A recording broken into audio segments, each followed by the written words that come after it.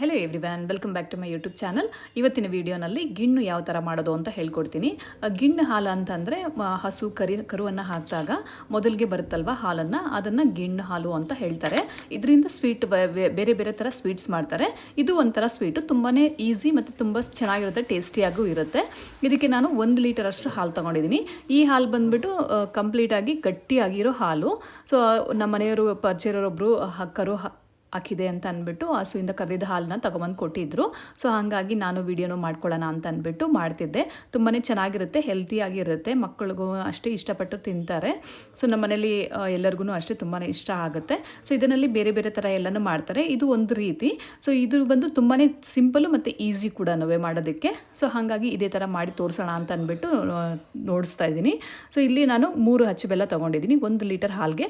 ನಿಮ್ಗೇನಾದರೂ ಬೆಲ್ಲ ಕಡಿಮೆ ಬೇಕು ಅಂದರೆ ಕಡಿಮೆನ ಹಾಕ್ಕೊಳ್ಬೋದು. ನಮ್ಮನೇಲಿ ಸ್ವಲ್ಪ ಸ್ವೀಟ್ ಜಾಸ್ತಿ ತಿನ್ನೋದ್ರಿಂದ ಸ್ವಲ್ಪ ಸ್ವೀಟ್ ಜಾಸ್ತಿನೇ ಇರಲಿ ಅಂತ ಅಂದ್ಬಿಟ್ಟು 3 ಹಚ್ಚು ಬೆಲ್ಲ ತೊಗೊಂಡಿದ್ದೀನಿ. ಇದನ್ನು ಸಣ್ಣ ಸಣ್ಣದಾಗಿ ಪೀಸಸ್ ಮಾಡಿಕೊಂಡು 1 ಲೀಟರ್ ಹಾಲು ಏನು ತೊಗೊಂಡಿದ್ದೆ ಅದನ್ನು ಫಿಲ್ಟರ್ ಮಾಡಿಕೊಂಡು ಸೊ ಅದನ್ನು ಬೆಲ್ಲ ಹಾಕ್ಬಿಟ್ಟು ಮಿಕ್ಸ್ ಮಾಡ್ತಾ ಇದ್ದೀನಿ. ಬೆಲ್ಲ ಹಾಕಿ ಫುಲ್ಲು ಕರಗಬೇಕು. ಸೊ ಕರಗೋದಕ್ಕೆ ಸ್ವಲ್ಪ ಟೈಮ್ ತೊಗೊಳುತ್ತೆ. ಸೊ ಇದನ್ನು ಹಾಕ್ಬಿಟ್ಟು ಮಿಕ್ಸ್ ಮಾಡಿಬಿಟ್ಟು ನಾನು 1 ಅವರ್ 2 ಅವರ್ಸ್ ಹಾಗೆ ಇಟ್ಬಿಟ್ಟಿದ್ದೆ ಹಾಗೇ. ಸೊ ಹಾಗಾಗಿ ಬೆಲ್ಲ ಎಲ್ಲನೂ ಕ್ಲೀನಾಗಿ ಕರಗಿತ್ತು. ಸೊ ಕರಗದಾದಮೇಲೆ ನಾವು ಅದನ್ನು ಸ್ಟೀಮ್ ಮಾಡ್ಕೊಳ್ಬೇಕಾಗತ್ತೆ. ಸೊ ಇನ್ನು ಬೇರೆ ಬೇರೆ ಥರ ರವೆ ಎಲ್ಲ ಹಾಕಿ ಮಾಡ್ತಾರೆ, ಒಬ್ಬರು ಅಕ್ಕಿ ಎಲ್ಲ ಅನ್ನ ಆ ಥರ ಮಾಡಿ ಆ ಥರ ಮಾಡ್ತಾರೆ. ಸೊ ಇದು ಒಂಥರ, ಇದು ಬಂದು ಬರೀ ಫುಲ್ಲು ಗಟ್ಟಿ ಹಾಲು, ತುಂಬಾ ಚೆನ್ನಾಗಿರುತ್ತೆ. ನಿಮಗೂ ಗೊತ್ತಿರ್ಬೋದು, ಹೊರಗಡೆ ಎಲ್ಲನೂ ಕಡೆ ಮಾರ್ತಾನೂ ಇರ್ತಾರೆ, ಎಷ್ಟೊಂದು ಕಾಸ್ಟ್ಲಿನೂ ಇರುತ್ತೆ. ಇದು ತೊಗೊಂಡು ತಿನ್ಬೇಕಂತಂದ್ರೂ ಈ ಥರ ಗಿಣ್ಣು ಹಾಲು ಸಿಕ್ಕಿದಾಗ ತಿಂದರೆ ತುಂಬಾ ಒಳ್ಳೆಯದು. ಈ ಥರ ಮಾಡಿಕೊಂಡು ಆರೋಗ್ಯಕ್ಕೂ ಅಷ್ಟೇ ತುಂಬಾ ಒಳ್ಳೆಯದು. ಇದು ತಂಪು ಸಹ ಅಂತ ಹೇಳ್ತಾರೆ. ತುಂಬ ಕೋಲ್ಡ್ ಇದ್ದರೆ ಎಲ್ಲನೂ ಅವ್ರಿಗೆ ಕೊಡೋದಿಲ್ಲ. ನನಗೆ ನಮ್ಮ ಮನೆಯಲ್ಲಿ ಈ ಥರ ಕೋಲ್ಡ್ ಎಲ್ಲ ತುಂಬ ಇದೆ, ಮೈ ಶೀತ ಥರ ಇದೆ ಅಂತಂದರೆ ಎಲ್ಲ ಕೊಡೋದಿಲ್ಲ ಇದನ್ನು. ಸೊ ಅಷ್ಟು ಕೋಲ್ಡ್ ಅಂತಾರೆ. ಸೊ ಹಾಗಾಗಿ ನಿಮಗೆ ಏನಾದರೂ ಗೊತ್ತಿದ್ದರೆ ಅದ್ರ ಬಗ್ಗೆ ಕಮೆಂಟ್ ಮೂಲಕ ತಿಳಿಸ್ಕೊಡಿ. ಸೊ ಇನ್ನು ಇದನ್ನೆಲ್ಲ ಚೆನ್ನಾಗಿ ಮಿಕ್ಸ್ ಮಾಡಿಬಿಟ್ಟು ನಾನು ಒಂದು 2-3 ಅವರ್ಸ್ ಇಟ್ಬಿಟ್ಟಿದ್ದೆ.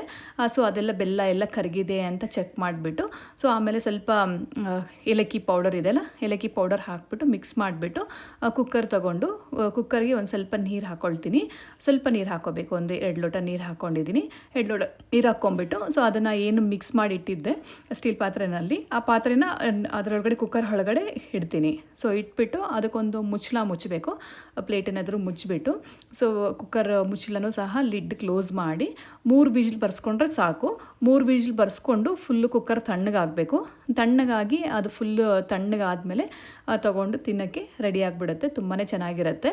ಇನ್ನು 3 ವಿಜಿಲ್ ಕೂಗಿಸ್ಕೊಂಡಿದ್ದೆ. ಇನ್ನು 3 ವಿಜಿಲ್ ಕೂಗಿಸ್ಕೊಂಡು ತೆಗೆದು ಇಟ್ಬಿಟ್ಟಿದ್ದೇನೆ. ಆ್ಯಕ್ಚುಲಿ ನಾನು ಸಾಯಂಕಾಲ ಮಾಡಿರೋದ್ರಿಂದ ರಾತ್ರಿ ಮಾಡಿ ಹಾಗೆ ಇಟ್ಬಿಟ್ಟು ಸೊ ಬೆಳಗ್ಗೆನ ತೆಗೆದು ನೋಡ್ತಿದ್ದೆ. ತುಂಬಾ ಚೆನ್ನಾಗಿ ಬಂದಿತ್ತು, ಟೇಸ್ಟೂ ಅಷ್ಟೇ ತುಂಬಾ ಸಖತ್ತಾಗಿತ್ತು. ಸೊ ನೋಡಿ ಹಿಂಗೆ ಬಂದಿದೆ ಅಂತ ಅಂದ್ಬಿಟ್ಟು ಸೊ ಈ ಥರ ಮಾಡ್ಕೊಂಡು ತಿನ್ನೋದ್ರಿಂದ ತುಂಬಾ ಚೆನ್ನಾಗಿರುತ್ತೆ. ಸೊ ಹೊರಗಡೆ ಎಲ್ಲ ಅಂಗಡಿಗಳಲ್ಲಿ ಸಿಗುತ್ತಲ್ವ, ಹೊರಗಡೆ ಸಣ್ಣ ಸಣ್ಣ ಶಾಪ್ಗಳಲ್ಲೆಲ್ಲ ಮಾರ್ತಿರ್ತಾರೆ ಗಿಣ್ಣಂತ. ಸೊ ಇದೇ ಥರ ಸೇಮ್ ಅದೇ ಥರ ಬರುತ್ತೆ. ಟೇಸ್ಟು ಅಷ್ಟೇ ತುಂಬ ಚೆನ್ನಾಗಿರುತ್ತೆ, ಸಾಫ್ಟಾಗಿ ಎಲ್ಲ. ಇದಕ್ಕೆ ಸಕ್ಕರೆಗಿಂತ ಬೆಲ್ಲ ಹಾಕಿದ್ರೇ ತುಂಬಾ ಚೆನ್ನಾಗಿರೋದು. ಸೊ ಹಾಗಾಗಿ ನಾನು ಬೆಲ್ಲನೇ ಹಾಕಿದ್ದೀನಿ. ಸೊ ಹೋಪ್ ನಿಮ್ಮೆಲ್ಲರಿಗೂ ಈ ವಿಡಿಯೋ ಇಷ್ಟ ಆಗಿದೆ ಅಂತ ಅಂದ್ಕೊಳ್ತೀನಿ. ಇಷ್ಟ ಆಗಿದ್ದರೆ ಒಂದು ಲೈಕ್ ಕೊಟ್ಟು ಕಮೆಂಟ್ ಮಾಡಿ, ನಿಮ್ಮ ಫ್ರೆಂಡ್ಸ್ ಆ್ಯಂಡ್ ಫ್ಯಾಮಿಲಿ ಜೊತೆ ಶೇರ್ ಮಾಡಿ. ಮತ್ತೊಂದು ವಿಡಿಯೋಂದಿಗೆ ಬರ್ತೀನಿ. Thank you so much.